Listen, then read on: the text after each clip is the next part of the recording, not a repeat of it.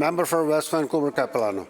Thank you, Mr. Speaker. I'm not sure what conference the minister was at yesterday, but certainly it wasn't the same one I was at in speaking to the people at my table and their response to this new housing plan. I'd also wonder about all these kids and families that the minister professes to be concerned about providing housing for as a result of this complete debacle with all of these condos now moving to 55 plus, because they are certainly not going to be living in those condos. So right on the heels of that chaos with the Strata Act changes, the Premier is now asking us to trust him as he botches another major change to family housing. So the Premier talked about California and what's happening with California. Well, I'll tell you, California's legislation targeted development around transit corridors and included reasonable limits to protect low-income families and deter speculation. This side of the House does not have a problem with density. It's concerned that it is not done the right way, it is not targeted in the right places, and it's being done irresponsibly without the respect of the communities that it's being forced upon.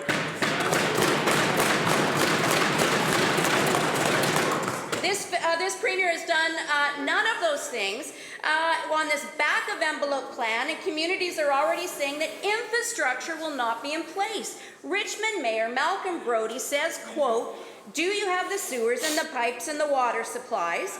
Everything that it takes. And we're just going to assume that traffic is going to take care of itself," end quote. So, Mr. Speaker, why is the Premier eliminating single-family homes province-wide instead of targeting the missing middle in communities where it's most needed?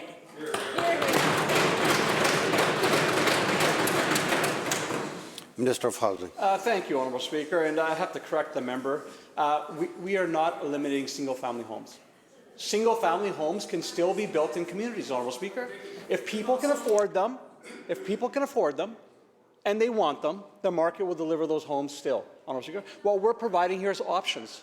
Honourable Speaker, we're providing options for more people to get into the housing market. You can't have it both ways. You can't come out there and say, I'm pro-density, I want towers everywhere, but don't build units in communities, Honourable Speaker. Don't come to Vancouver, Colchena, Honourable Speaker. That's what I hear. I hear, don't come to Vancouver, Colchena. We don't want more people in our community, but everywhere else, go ahead and build it, Honourable Speaker. That is not an acceptable response. That's not leadership, Honourable Speaker. That's not leadership.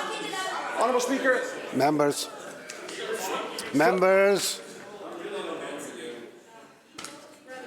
Now, Honourable Speaker, when it comes to Richmond, I think Richmond is an example of showing how it can be done. If you go to Richmond, you will see fourplexes, you will see row houses, you will see triplexes, Honourable Speaker. The community has that right now. The message we're saying is if it can be successful in one part of the community, it can be successful everywhere. Now, the members talk about transit-oriented development. I'm glad they've caught up, because that's in the strategy here as well.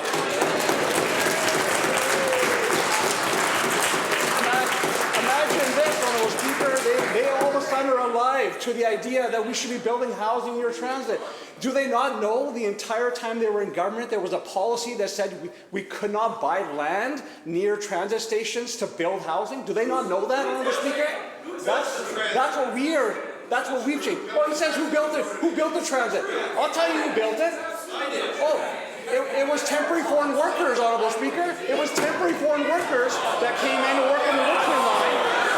Oh yeah. Thank you. You know, we can talk about that at greater lengths, Honourable Speaker. Members.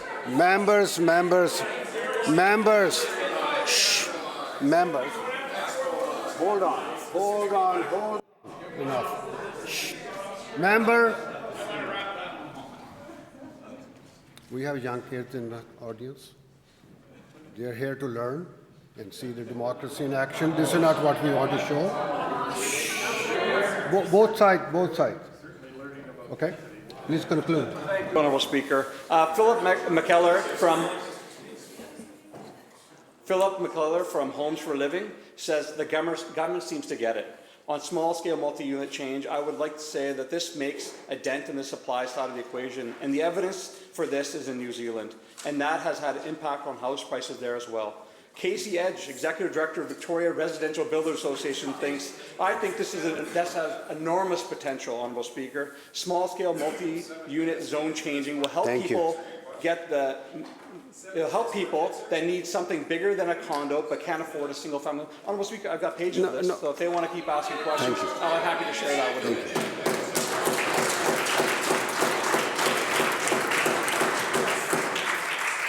Member for West Vancouver, Capilano, supplemental. Thank you, Mr. Speaker. Where to even go from there? Smart planning is what's needed. Smart planning. With development focused on transit corridors with proper plans, schools, hospitals, and basic infrastructure already in place to support growing populations. But the absence of any specific details and answers to basic questions in the Premier's back-of-envelope housing plan is causing chaos, and it's holding up these homes that we desperately need. Kevin Murdoch, the mayor of Oak Bay, says he expects, quote, lag of development, because if I was a developer right now, I'd probably stop working on projects and wait 6 months, end quote.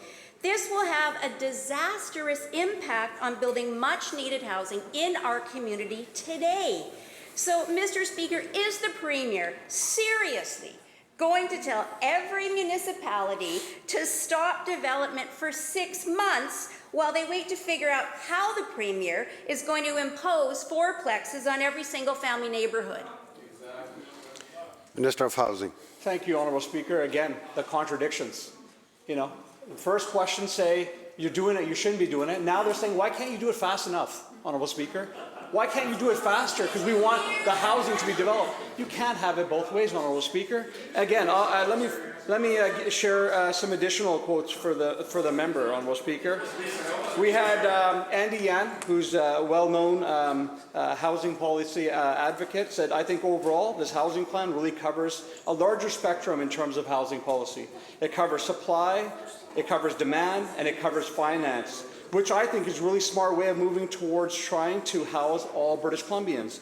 Honourable Speaker, the Mayor of Saanich said, I'm really pleased to see the province taking this challenge very seriously. I've got a councillor in my community, Dylan Kruger, maybe they may know him. He also came out and said, this is a fantastic policy. You know why, Honourable Speaker? Because young councillors understand that are trying to get into the housing market that we have to find innovative solutions to ensure there's options for young families to get into the housing market. That's who we're fighting for, Honourable Speaker. We should all be together to fight for young families to be able to get housing in communities. Not all of them can afford a single dwelling home.